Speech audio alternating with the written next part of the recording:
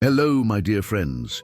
Here we are for another Bible study. How good it is to spend this time in God's presence. In today's Bible study, we will dive into the miracle that defies death itself, the resurrection of Lazarus. We will see that no matter how dark the situation seems or how long the problem has been buried, the voice of Jesus still has the power to bring new life and restore our hope and purpose right now. Before we move forward, if this study touches your soul, please subscribe to the channel and turn on the notification bell so you never miss our daily messages. Also, feel free to leave an amen in the comments. Let's get into the study. John chapter 11 verses 43 through 44. When he had said this, Jesus called in a loud voice, "Lazarus, come out!" The dead man came out, his hands and feet wrapped with strips of linen and a cloth around his face. Jesus said to them, "Take off the grave clothes and let him go." Bethany was located just under 2 miles from Jerusalem, a short distance that turned that village into a sanctuary for Jesus. It was the home of close friends, a place of welcome and rest. However, when Lazarus fell ill and died, the scene of peace gave way to deep mourning and the silence of absence. At that time, Jewish tradition held that the soul hovered over the body for 3 days. But by the 4th day, corruption was absolute, and the hope of any return vanished completely. Jesus chose to arrive on that very 4th day, not because of a delay, but to demonstrate that his authority knows no biological or temporal limits. The tomb was a cave closed by a large stone, a detail that carries immense historical and spiritual weight. In that context, the stone did not only serve to protect the body, but symbolized the closing of a cycle, the final period placed by man in the face of death. When Jesus commands the stone to be rolled away, he is confronting not only human logic, but the burial rituals that suggested nothing more could be done there. There was a fear of the odor, a dread of facing the countenance of decay. But the Master was about to show that where man sees an end, God sees the perfect setting for a new beginning. By commanding Lazarus to come out, Jesus did not perform a generic act. He called his friend by name, personally and directly. Scholars suggest that if he had simply said, "Come out," all the dead in that region would have risen, such was the strength of his word. Lazarus's emergence, still wrapped in linen strips and with his face covered by a cloth, is one of the most striking images in the entire Bible. He was alive, yet he still bore the marks of the environment where he had been held captive. This shows us that life can return in an instant, but the process of total liberation from the bonds of the past often requires an additional command. Jesus' next command was for those present to unbind the cloths. It is fascinating to note that, although he restored life, he asked the community to remove the wrappings. In the culture of that time, linen bandages were soaked with spices and oils to contain the smell of death, becoming heavy and rigid over the days. Removing those bandages was an act of service, a restoration of that man's dignity. Jesus was teaching that resurrection brings life, but fellowship and mutual aid help to remove the remnants of the grave that still try to hold us back. This historical moment in Bethany was not just an isolated miracle, but a foreshadowing of victory over all forms of spiritual paralysis. The atmosphere was thick with disbelief and criticism, with many questioning why the Master had not arrived sooner to prevent the tragedy.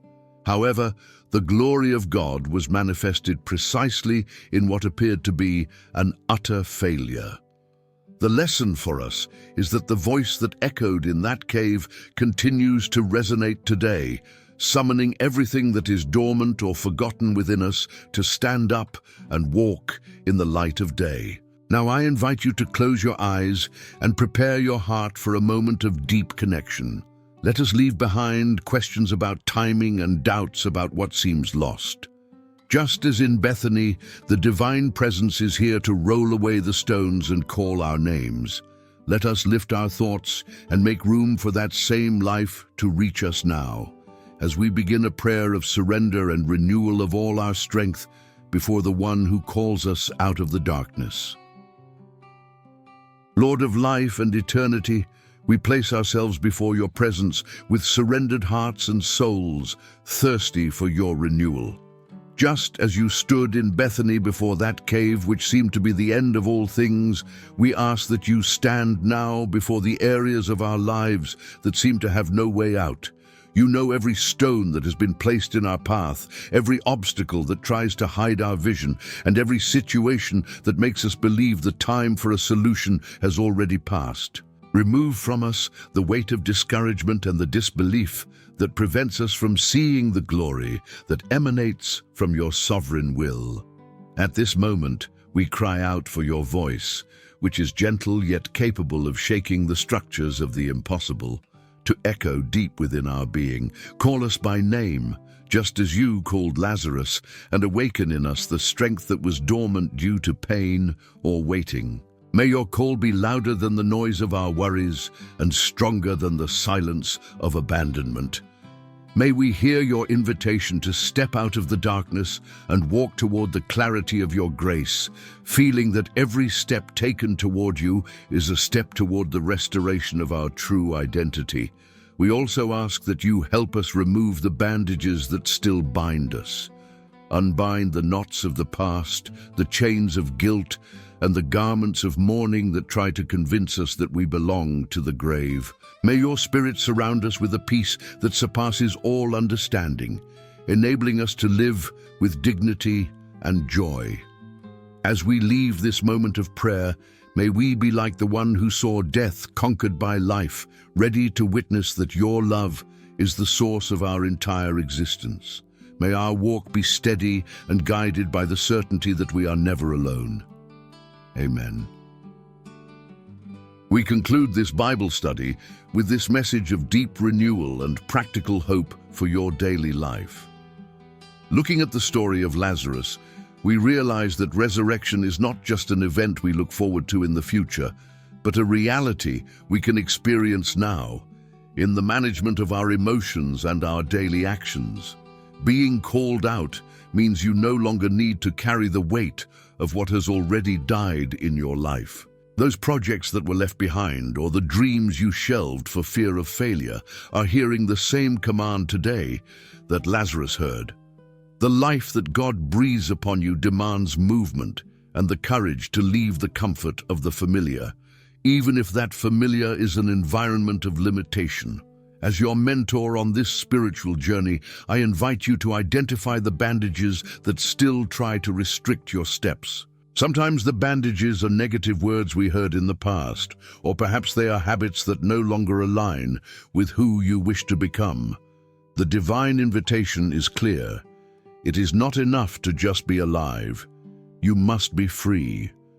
Freedom begins when you accept that the stone has already been rolled away and that your role now is to walk in the light. Do not allow the scent of the grave to define your future. You have been restored to live in fullness, to take your place in the world, and to be living proof that new beginnings are possible at any moment. Carry this conviction into your week. Understand that every challenge you face is an opportunity to demonstrate that Jesus' voice is the final word on your story. When discouragement knocks at your door, remember that you have already stepped out of that cave and the bonds have been left behind. From today on, look at your problems as stones that will be moved and your failures as wrappings that will be discarded. You were born for light, for joy, and for purpose. Move forward with your head held high, knowing that the same strength that raised Lazarus is propelling you toward a season of achievements and great inner peace. May this truth transform the way you act and how you view tomorrow in a firm and constant way. If you have walked with us until this moment, you are part of a special community seeking light and growth. I truly want to hear from you. Leave a verse suggestion in the comments for our upcoming videos, or simply type Amen so I know you made it this far. Your participation makes us a closer and more united community on this journey of faith. Thank you so much for dedicating this precious time to God's presence. We look forward to seeing you in our next Bible study to continue growing together. And remember, God is always with you.